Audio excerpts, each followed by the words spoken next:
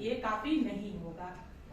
जब मैंने गार्जियन से जब मैंने खुद संपर्क किया तो मुझे एक चीज ये निकल कर सामने आई उभर कर कि गार्जियन अभी हमारे विद्यालय के बारे में जानता ही नहीं है। उसकी थिंकिंग अभी वैसी ही है जैसे सभी प्राइमरी स्कूलों के बारे में होती है। कुछ अच्छे परिवार से जो बच्चे हैं, जो थोड़ा संपन्न है, वो जानते ही है वो लोग जब भी प्राइमरी के बच्चों को नहीं भेजना चाहते।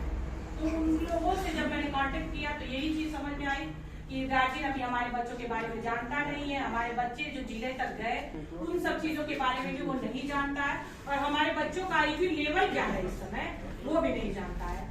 तो इसलिए मेरे दिमाग में ये मैंने सोचा कि अगर से एक अच्छा PTM कराया जाए और उसमें इन बच्चों के टैलेंट को का भी प्रदर्शन किया जाए तो हमारे गार्जियन को एक एक घर घर जाकर ये चीज कन्विंस नहीं करनी पड़ेगी।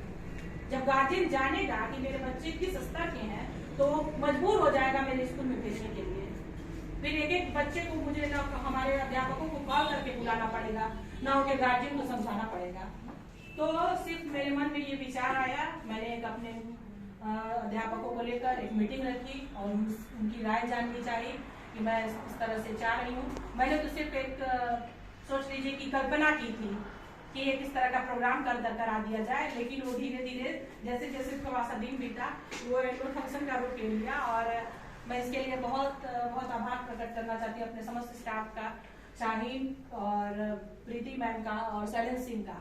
इन लोगों ने जबरदस्त मेहनत की और इतनी मेहनत की कि उसको उस मेरे एक सपने को साकार किया और इतना सुंदर ढंग से इस कार्यक्रम को इन लोगों ने संचालन किया और बहुत अच्छा रहा, जिससे गार्जियन लोग भी बहुत एक्टिव थे। वो लोग जो समय दिया गया था उससे पहले ही विद्यालय पर आ गए और उन्होंने देखा अपने बच्चों का सारा प्रदर्शन। उनके ऊपर इसका बहुत इफेक्ट जाएगा कि हमारा बच्चा किस लेवल का है।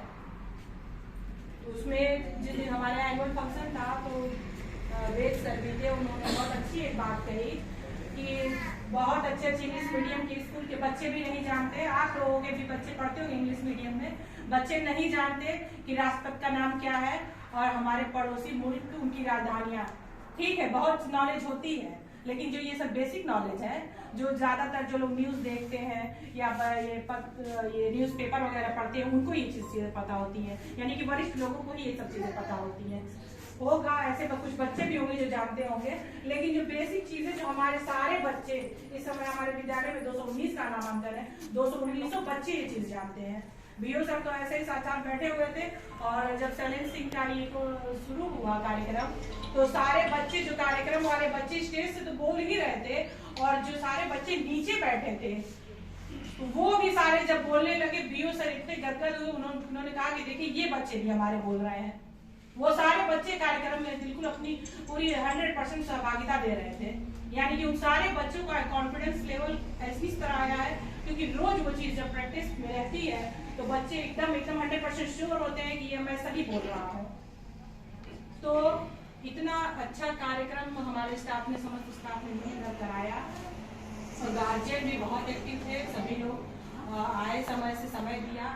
और अब हमें लगता है कि अगर से इस तरह का कार्यक्रम मैंने सोचा है कि अगर से साल भर में एक बार इस तरह कर दिया जाए तो हम लोग को जो 1 अप्रैल से वो शुरू करना पड़ता है ना स्कूल चलो अभियान, तो उसकी शुरुआत न करनी पड़े या गाँव में न घूमना पड़े। अगर से इसी टाइम पर एक इस तरह का कार्यक्रम रख दिया जाए और अपने बच्चों को अच्छी तैयारी के साथ कि बच्चा बहुत अच्छा रिप्रेजेंट करे कि एकदम गार्जियन को कोई उसके आगे फिर लेकिन ना हो कि हमारे बच्चा को ये नहीं आ रहा है वो नहीं आ रहा है।